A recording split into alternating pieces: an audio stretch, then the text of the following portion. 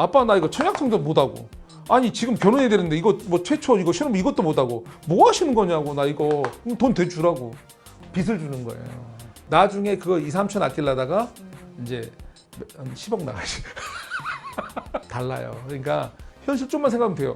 증여 사실은 오시는 분도 그렇고 주변에서 증여 얘기 많이 물어보죠. 그쵸, 많이 하시죠. 네, 그래서 이제 증여는 자식 주는 거니까 얼마나 좋고 또 제대로. 근데 또 말씀하는 게 한 번에 이걸로 털겠다 이런 말 많이 하세요. 나 이번에 얘 이거 해주고 끝납니다. 우리 엄마도 나한테 좀 털었으면 좋겠다, 진짜.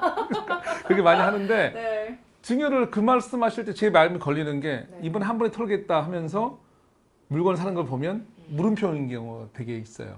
왜냐하면 증여는 증여에 맞는 물건을 따로 잘 골라야 돼요.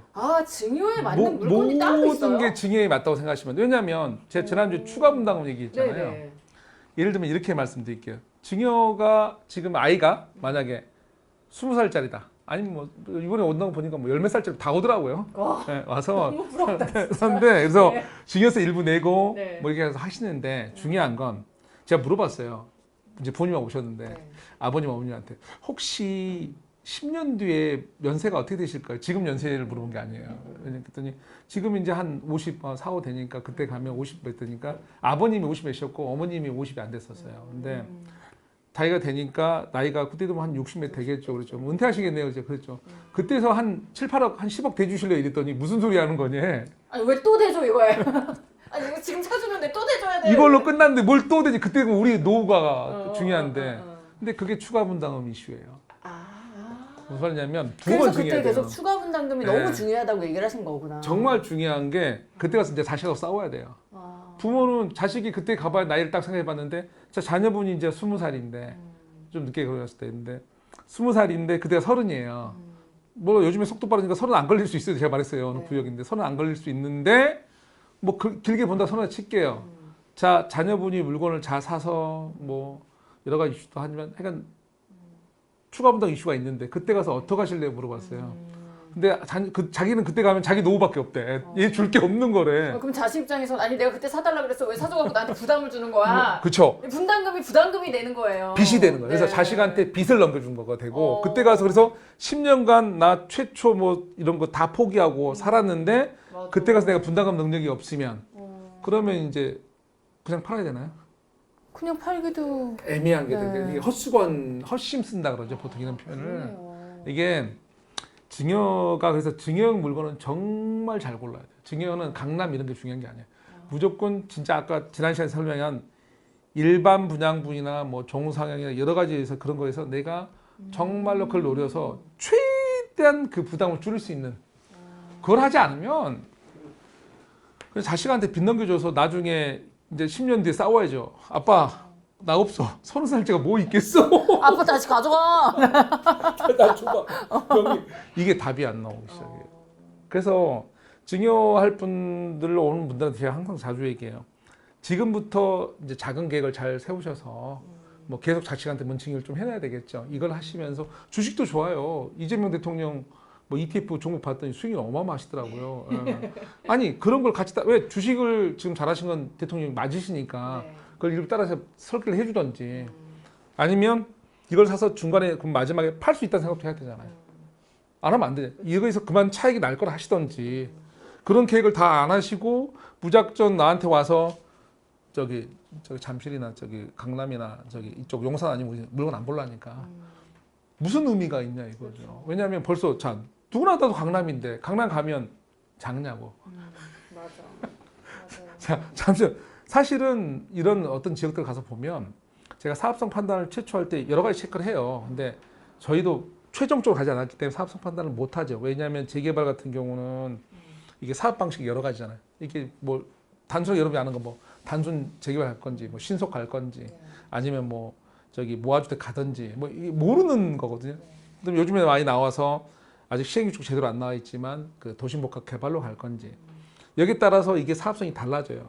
그러니까 이것까지 다 달라지는 걸 내가 말을 함부로 할 수는 없지만 최소한 최소한 원석 그 상태에서 판단을 해보자. 그게 뭐냐면 지난 시간에 말씀드렸지만 자 이게 땅 면적 대비 조합원 수가 적어야 된다. 무조건 이건 따지고 넘어가. 근데 이거를 몇 개 구역을 비교를 해보자. 네. 하소. 그 다음에 여기 요즘에 임대가나 공시지가를 비교해야 되는 거 아니냐. 그래서 그 사업성을 판단하고 그 다음에 이제 물건 가지고 따지는 거죠. 물건 따서 이게 정말 이 주변에 봤을 때 향후 5년 동안 10년 동안 임대가가 상당히 오르는 걸 받아줄 수 있는 거냐. 이게 무슨 말이냐면 원룸이 올라봐야 어디까지 오를 것 같아요? 무슨 말이냐면 보세요. 여기 강남에 지금 여기 저희가 사무실 이제 강남 노년역에 있으니까 이 주변에 원룸 요즘 월세 가면 100만 원이에요. 전세로 가면 한 1억 8천 내외. 요즘에 답심리나 저 위로 올라가도 전세 따지면 1억 6, 7천에서 비슷해 몇 천 차이 안 나요. 전세 비슷비슷하잖아요. 뭐냐면 원룸은 1인 가구 때문에 올라갈 수 한계가 있다 정확히. 네, 명확해요. 사실 사이즈가 커갈수록 좀 더 나아요. 투룸도 마찬가지죠. 투룸도 그것보다 높지만 한계 좀 더 있죠. 사실은 우리가 그 아파트의 대체제는 3룸이었어요. 그렇죠. 빌라 3룸. 예, 사실 그리고 3룸이 우리가 안 지었어요. 한동안 제일 많이. 왜? 무서우니까 전세상이 터지니까 그나마 투룸까지는 이게 뭐죠? 그 1.5룸의 투룸까지는 이게 재개발 예정 구역에 이렇게 해서 어떤 목적은 다르지만 결과적으로 공급을 해준 분들이 있어요. 지금도 일부가. 근데 3룸은 21년 정도 전후로 완전히 거의 뭐 바다가 사라진 거예요. 왜? 3룸 지어갖고 누가 사요? 리스크 너무. 아니 전세석이 말도 안 사는데 더군다나 큰 걸 누가 사냐고요. 월세로 나오는 것도 아닌데. 박살이 났죠. 그런데 사실은 우리가 재건축 아파트를 허물고 뭐하고 이렇게 아니면 허물 때 각 부별로 학교들이 있어요.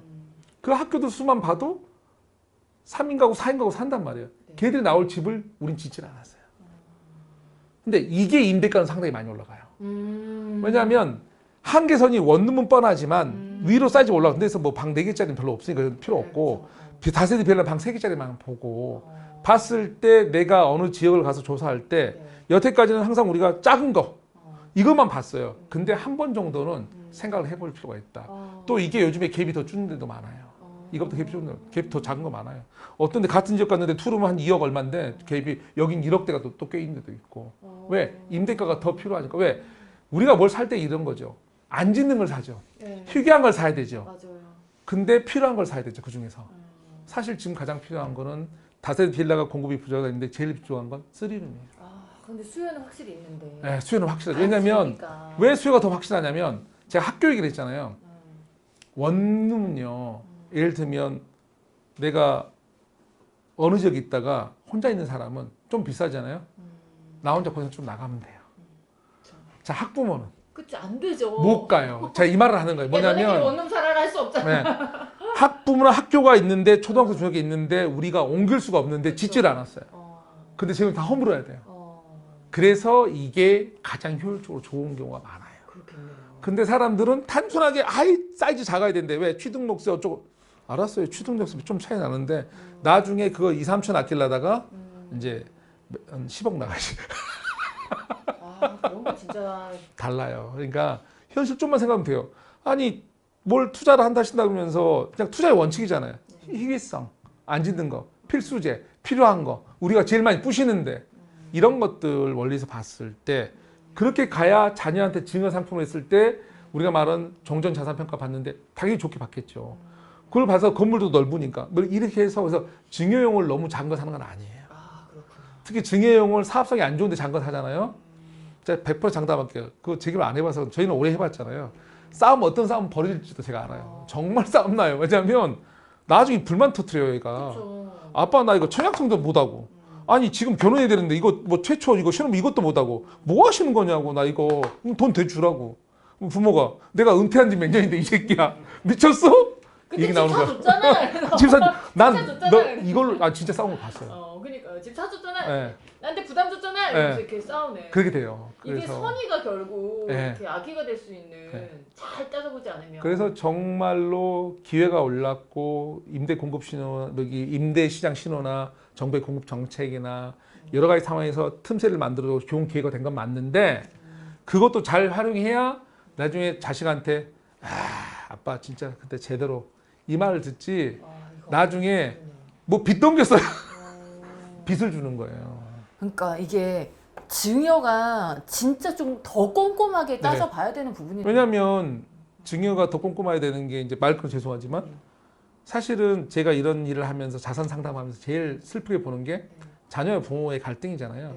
근데 자녀가 돈이 필요할 때 가장 먼저 찌르는 데가 부모잖아요. 왜냐면 그건 전 세계가 똑같다고 봐도 되는 거잖아요. 왜? 자녀도 결혼을 하게 되면 성인이 되면 한 가지 부모가 되잖아요. 그러면 거기서 부모 이제 자녀를 보게 되는 책임감을 배웠잖아요. 자연히 그쪽을 들이댄단 말이에요. 그래서 사실은 좋은 투자 의도로 투자를 했지만 이게 싸워서 나중에 되는 게 싸움을 너무 많이 받고 또 자녀가 그 태도가 정상이에요. 또 뭐라도 못 하겠어요. 제가 왜? 당장에 내 자식을 먹여 살려야 되고 부담이 되는데 이거에 대해서 뭔가 해야 되니까 그래서 그런 걸 최대한 줄여보자. 추가 부담을 하나도 안 낼 수도 없지만 뭐 운 좋으면 뭐 종상형 이런 거 잘 걸리면 진짜로 좋게 나올 수도 있는데 그거는 정말 운 좋고 운도 따라야 되고 좋게 정말 공부를 많이 해야 되니 그것까지는 아니더라도 우리가 최소한 이걸 따져서 그런 걸 줄여놓자. 그러면 상당히 좋은 어떤 이제 자녀한테 대단이 될 수가 있죠. 선물이 될 수. 예, 왜냐하면 우리가 살아보시지만 효연 씨도 갈수록 보지만 이게 갈수록 이 물가나 상품 인플레가 너무 심해지니까 계단 높이가 되게 높아지더라고요. 이게 한 계단 한 계단이 옛날에는 조금 했는데 이게 너무 올라가는 거야. 근데 숨이 찹니다. 예, 내 자녀한테는 그렇게 안 하고 싶은데 이 좋은 의도가 이게 계단을 똑같이 높여줘 버리면 의미가 안 되잖아요. 그래서 이거를 좀 증여만은 정말 많은 고민과 제대로 하고 가셔라고 말씀드리고 싶어요. 저 친한 언니가 있는데 네. 이제 부모님이 엄청 좋은 집에 사세요. 엄청 네. 좋은 과천에 단독주택 사시는데 이제 그 집을 언니한테 나중에 증여를 하겠다 그랬더니 언니가 너무 싫다고 자기는 그거 세금 낼 돈 없다고 엄마 나한테 빚 떠 넘기는 거다 막 그런 네. 얘기를 하는데 저는 옆에서 아니 저런 집 받으면 좋을 것 같은데 이렇게 생각을 했는데 이제 결국 그게 이제 증여가 좋은 의도였어도 자식한테 진짜 부담이 될 수 있다. 그렇죠. 왜냐하면 라는 증여란 거니까. 거는 이제 우리나라 제도 자체가 이제 세금을 여기서 감당해야 되잖아요. 네. 하고 그거를 활용할 수 있어야 되는데. 그렇죠. 근데 그것도 그렇고 이제 추가 분담금도 증여보다 그런 더욱더, 케이스가 될 수가 있다라는 똑같죠. 거예요. 말씀을 잘 보신 거예요. 그러니까요. 왜냐하면 추가 분담금은 그것보다 더 심하죠. 그렇죠. 왜냐면 그 집은 떠안기만 하면 되는데 이거는 공사 안 했으니까 그냥 떠는데 그러니까요. 이거는 끌어 안와야 되거든요. 그러니까요. 그래서 힘든 거예요. 추가 분담금 이제 지난번에 말씀해주신 거 그리고 이제 증여 이게 다 이제 연결이 되는 네네. 부분이라. 그래서 이제 앞으로는 이런 거예요. 이제 다음번에 이제 얘기하게 되겠지만 정말로 그랬을 때 그건 어떤 식으로 찾아 들어가야 될지 틈새를. 드디어 방법적인 론으로 예, 이제 이게, 들어가네요. 이게 네. 좀 몇 가지 볼 필요가 있다. 그래야지 뭘 하고 말고 하는 거지. 무작정 역세권이다, 무조건 소액 투자다 이거 아니고 우리나라는 법으로 가요. 그러니까 좀 법의 흐름을 볼 필요가 있죠. 그래서 법 전문가시잖아요. 그러니까 이게 지금 우리 도적법 흐름이나 네. 우리 법이 어떻게 완화되고 있는지부터 얘기하면서 그거를 지자체가 어떻게 풀어가려 하는지를 잠깐 얘기하는 시간을 좀 필요할 것 같아요. 알겠습니다. 그러면 증여와 관련돼서 이제 좀 주의해야 될 점은 오늘 이제 네. 다 풀어주신 거고 네네. 알겠습니다. 그러면 다음번에 좀 더 구체적으로 들어가 보도록 하겠습니다. 감사합니다. 고맙습니다. 네.